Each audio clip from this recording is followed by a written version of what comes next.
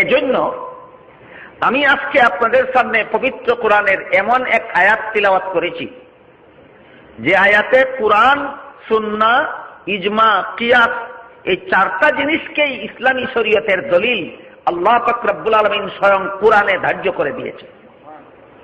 এবং রাসূল করিম সাল্লাল্লাহু আলাইহি ওয়াসাল্লামের কয়েকটা হাদিস তিলাওয়াত করেছি যে হাদিসগুলিতে আল্লাহর রাসূলও কোরআন, হাদিস, ইজমা, কিয়াস এই চারটাকে ইসলামী শরীয়তের দলিল সাব্যস্ত করেছে।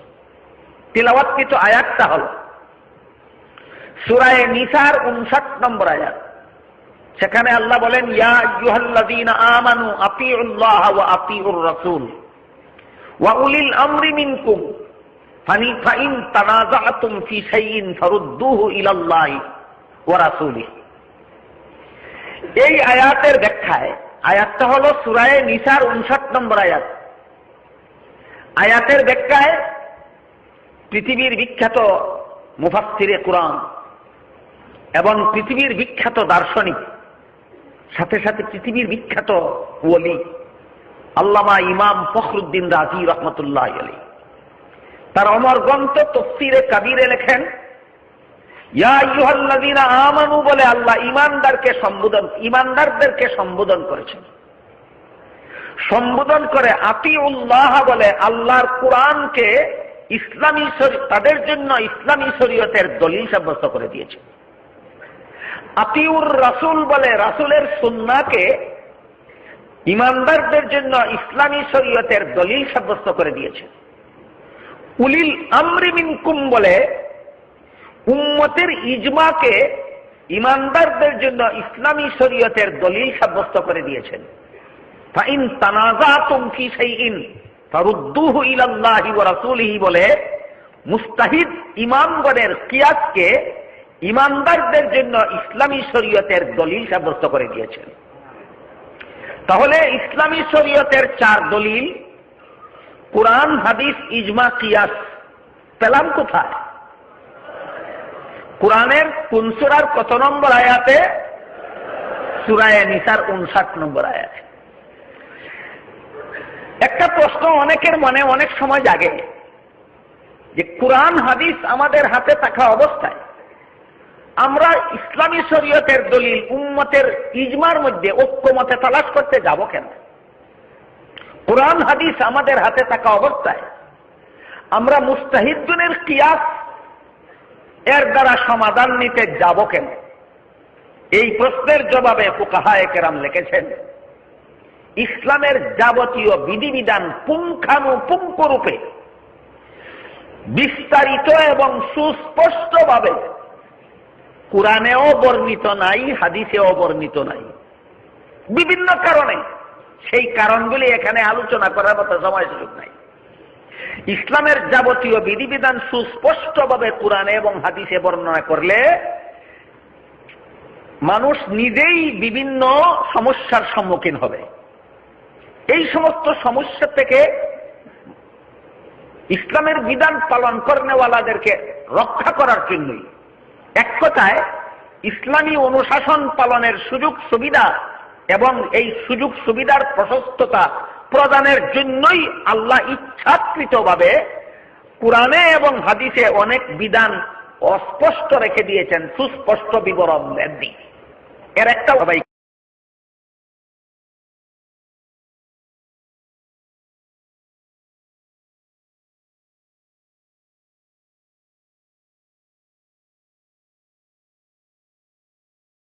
الله وأطيعوا الرسول وأولي الأمر منكم فإن تنازعتم في شيء فردوه إلى الله ورسوله إن كنتم تؤمنون بالله واليوم الآخر ذلك خير وأحسن تأويلا। প্রশংসা আল্লাহ রাব্বুল আলামিনের জন্য, সালাত ও সালাম বর্ষিত হোক নবী মুহাম্মদুর রাসূলুল্লাহ সাল্লাল্লাহু আলাইহি ওয়াসাল্লাম। সূরাতুন নিসার 59 নম্বর আয়াত। আল্লাহ সুবহানাহু ওয়া তাআলা ইরশাদ করেন, আতিউল্লাহ আনুগত্য করবে আল্লাহর, ওয়া আতিউর রাসূল আনুগত্য করবে রাসূলের, ওয়া উলিল আমরি মিনকুম এবং তোমাদের মধ্যে যারা উলিল আমর বা নির্দেশদাতা আছে তাদেরও আনুগত্য করবে। ফাইন তানাজাতুম ফি শাইইন, যদি তানাজা দেখা দেয়, ইখতিলাফ দেখা দেয়, মতবিরোধ দেখা দেয়, অনৈক্য দেখা দেয়, ফারুদ্দুহু, ফিরে আসবে ইলাল্লাহ, আল্লাহর দিকে, ওয়া রাসূলিহি, রাসূলের দিকে। ইন কুনতুম তুমিনুনা বিল্লাহ, যদি তোমরা আল্লাহতে বিশ্বাস স্থাপন করো, ওয়াল ইয়াউমিল আখির, এবং আখিরাতে পুনরুত্থান দিবসে তোমরা বিশ্বাস স্থাপন করো।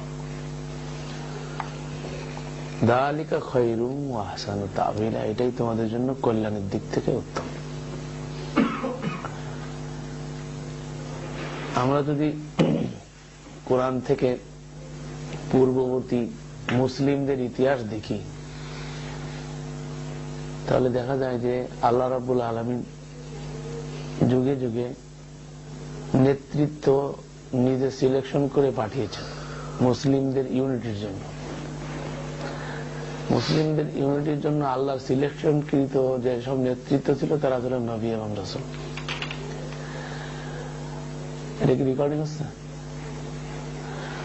তো নবী এবং রাসূলরা এসে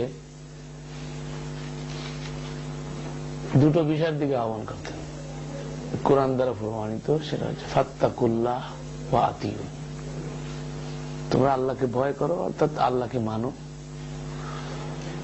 ওয়া আতিউন, এবং আমার আনুগত্য করো, আমার ইত্তেবা করো, আমার অনুসরণ করো। বিষয় ছিল দুটো, ফাত্তাকুল্লাহ ওয়া আতিউন। সূরা আহজাবের সূরা আহজাবে আল্লাহ সুবহানাহু ওয়া তাআলা যেটা বলছেন, মা কানা মুহাম্মাদিন আবা আহাদিন মির রিজালিকুম ওয়ালাকিন রাসূলুল্লাহি ওয়া খাতামান নাবিয়্যিন। আদম আলাইহিস সালাম থেকে নূহ আলাইহিস সালাম থেকে বলা যায়, নূহ আলাইহিস সালাম থেকে নিয়ে শুরু করে ঈসা আলাইহিস সালাম পর্যন্ত এই ধারাবাহিকতা, ফাত্তাকুল্লাহ ওয়া আতিউন, তোমরা আল্লাহকে ভয় করো এবং আনুগত্য করো কার? আমার। নবীরা এসে কথা বলছেন। আল্লাহর রাসূল সাল্লাল্লাহু আলাইহি ওয়াসাল্লামকে দিয়েও আল্লাহ পাক এই কথা বলেছেন, কুল, হে নবী আপনি বলে দিন, ইন কুনতুম তুহিব্বুনাল্লাহ, তারা যদি আল্লাহকে ভালোবাসতে চায়, ফাত্তাবিউনি, আপনি বলুন তারা যেন আপনার অনুসরণ করে। এখানে একটা গলত তরজমা করে আমাদের বিদাতীরা, সেটাও সাথে সাথে বলে দিই। ওরা বলে তারা যেন আপনাকে ভালোবাসে, কিন্তু কথাটা এখানে ভালোবাসার কথা নেই। ফাত্তাবিউনি মানে ভালোবাসা না, আল্লাহর ভালোবাসা পাওয়ার জন্য নবীর ইত্তিবা করতে বলা। ইত্তিবা মানে কদম বা কদম চলা, অনুসরণ করা। তো নবীর ইত্তিবা করলে, নবীর কদম বা কদম চললে, নবী যেভাবে চলছে সেভাবে চললে লাভ হবে কি? ইউহিব্বুকুমুল্লাহ, আল্লাহ বলছেন আমি আল্লাহ তাদেরকে কি করব? ভালোবাসবো। ভালোবাসলে লাভ হবে কি? ওয়ায়াগফির লাকুম যুনুবাকুম, আমি আল্লাহ তার জীবনের সমস্ত গুনাহ ক্ষমা করে দেব। আল্লাহু গফুরুর রহিম, আমি আল্লাহ অতিশয় দয়ালু মেহেরবান।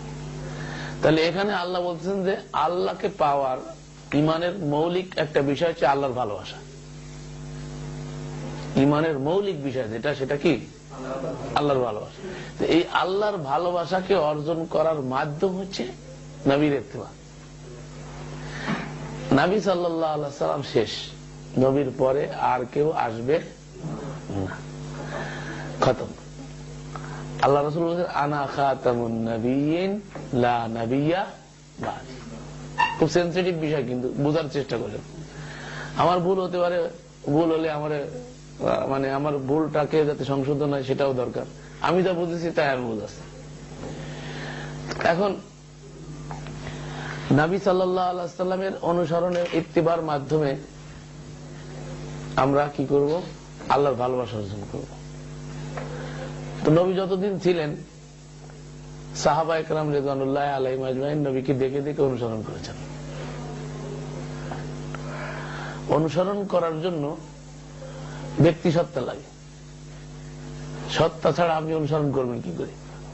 সত্তাকে দেখবেন, সত্তা যা করে তাই করবেন। যেমন ও মাঝে মাঝে আমার কপি করে, বলে আমি আজকে কপি করছি, ঠিক আছে? ও আমাকে দেখে, আমার কথা শোনে, শোনার পরে ওইটাকে কপি করে। এখন আপনি রাসূল সাল্লাল্লাহু আলাইহি ওয়াসাল্লামকে দেখছেন, রাসূলের নকশা কদমে আপনি চলছেন। আর এটা পারছে কারা? সাহাবারা, যারা রাসূলকে ঈমানের সঙ্গে দেখেছে। রাসূলের ইন্তেকালের পরে রাসূলকে দেখা যাচ্ছে না। এখন আপনি কিভাবে অনুসরণ করেন? সত্তা নাই, এবং সত্তা যেভাবে চলেছে সেটাকে ধরে রাখা হয়েছে সুন্নায়, সেটাকে আমরা ফলো করলাম। কিন্তু আনুগত্যের একটা যে ক্ষেত্র, আনুগত্যহীন ভাবে ইসলাম চলতে পারে না, বিষয়টা অত্যন্ত গুরুত্বপূর্ণ। এবং ইসলামের কোথাও দেখা যায় না যে নেতৃত্ব শূন্য অবস্থায় কোথাও ইসলাম রেখেছে। এই ধারাবাহিকতা আমরা দেখতে পাই। রাসূল, সেদিন বলছিলাম, রাসূল সাল্লাল্লাহু আলাইহি ওয়াসাল্লাম ইন্তেকালের সাথে সাথে কিন্তু এই নেতৃত্বের বিষয়টাকে কেন্দ্র করে আল্লাহ রাসূলকে দাফনই করা হয়নি। যে নেতৃত্ব শূন্য অবস্থায় মুসলিমরা থাকতে পারে না, বিষয়টা সাহাবা একরামের উপলব্ধিতে ছিল।